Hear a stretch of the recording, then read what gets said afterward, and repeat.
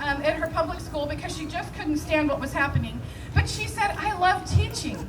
And so I have it on my heart that I want to connect teachers who want to teach with parents who are looking for teachers. And I said, God bless you, let me help you. So we pull her into the fold and say, let's get this out there. Let's help people know about it. And then we have another group who's identifying Patriot churches across the country. So we're able to now connect teachers who want to teach with parents who are looking for teachers into churches where they can have school.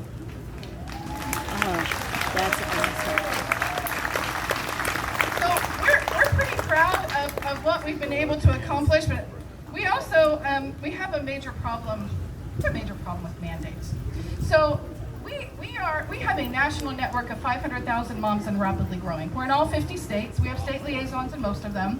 We have momlinks groups everywhere, and we promote Moms for Liberty groups. Please join them. We just need to link together, stand together, and support each other. But the core of what we do, what lights the fire under moms that gets them really excited, is the Cottage Meeting Project. The Cottage Meeting Project is affectionately termed Tupperware for Liberty. And what we do is we promote the principles of liberty through inspiring stories, examples moms can relate to, and it instantly resonates with them. Because the Constitution is really common sense. And if all these moms do is meet once a month, by the end of a year, they have more knowledge and understanding of the Constitution and the principles of liberty than the majority of judges, elected officials, and attorneys in this country. And our moms have gone toe to toe with them, and I'm telling you, they're blown away.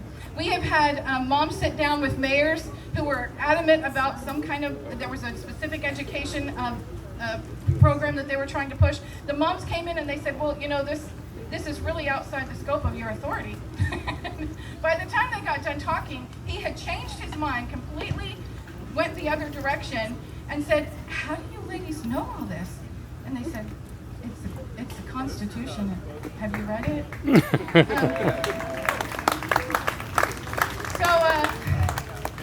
In 2018, I realized just how powerful Mother's influence is.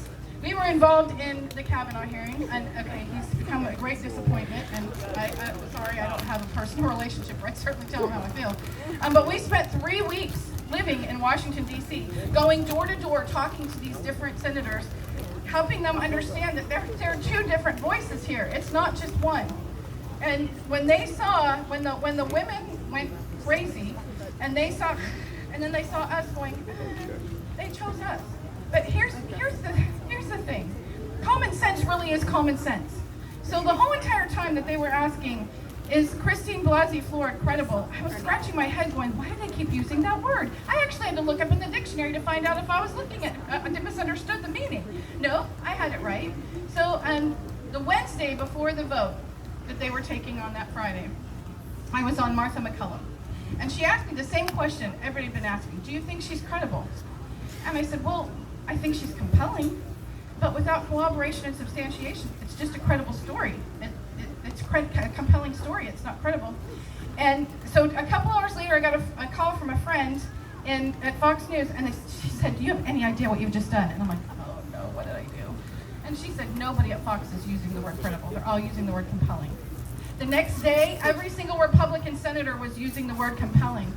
When Susan Collins got up to give her speech before her vote, compelling. So you wouldn't think that something as simple as that would make a huge impact, but I'm telling you that senator after senator told us until the mom showed up, it was DOA. It was not going to happen. That is the power of moms. And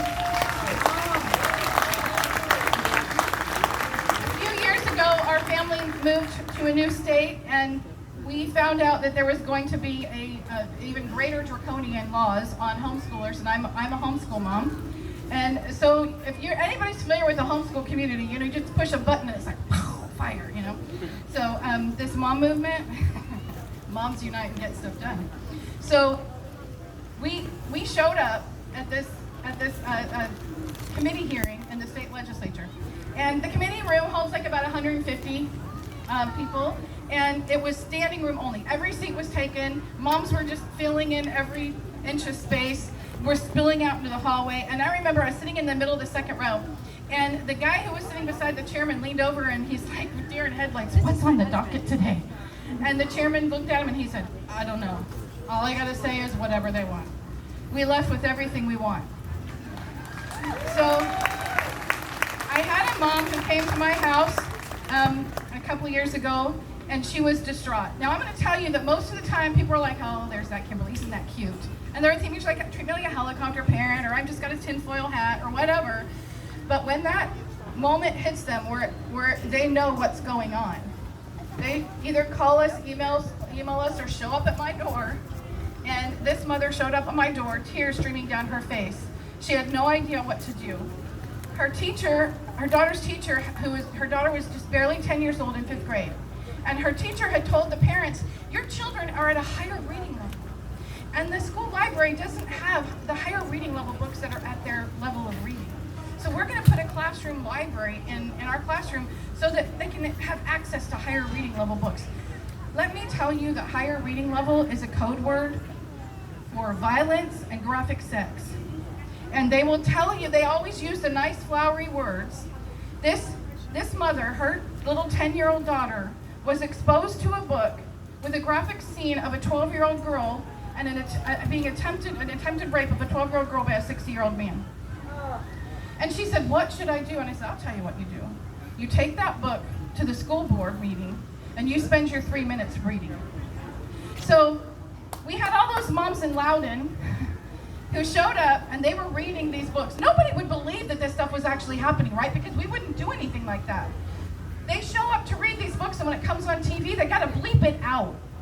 You have to bleep out what our children have access to. You wanna know why moms are angry? This is why.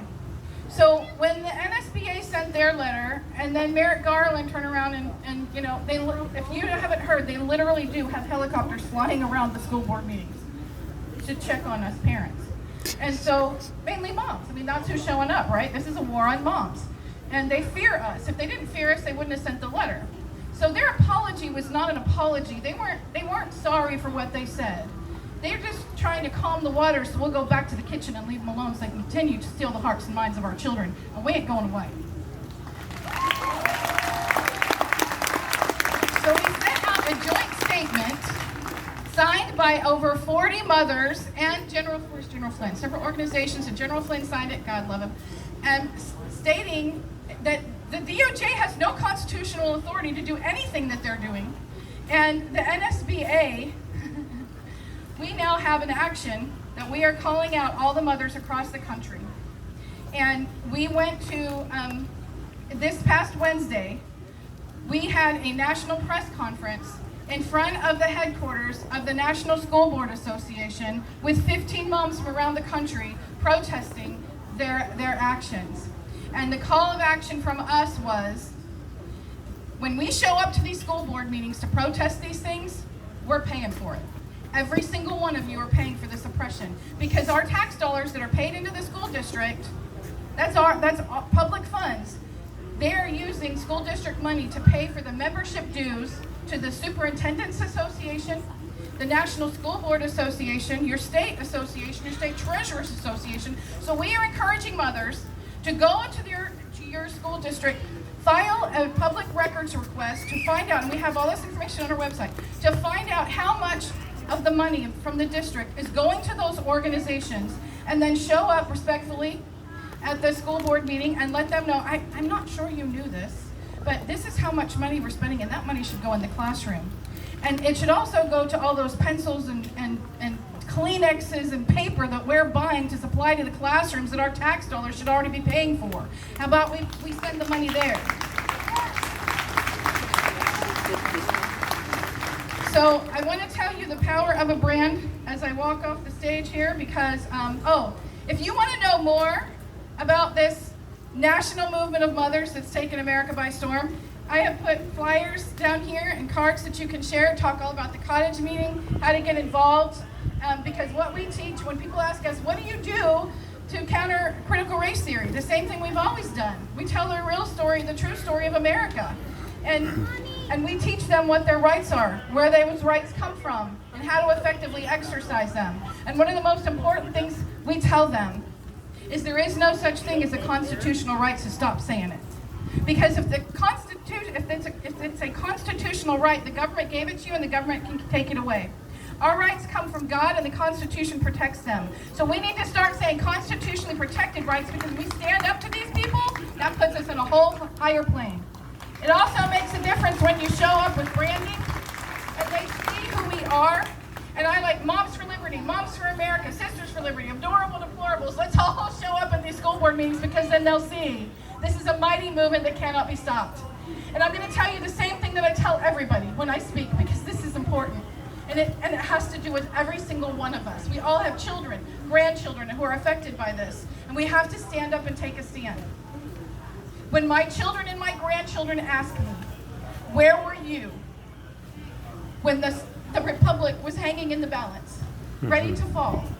I am going to be able to tell them, I was right there, fighting to my last breath,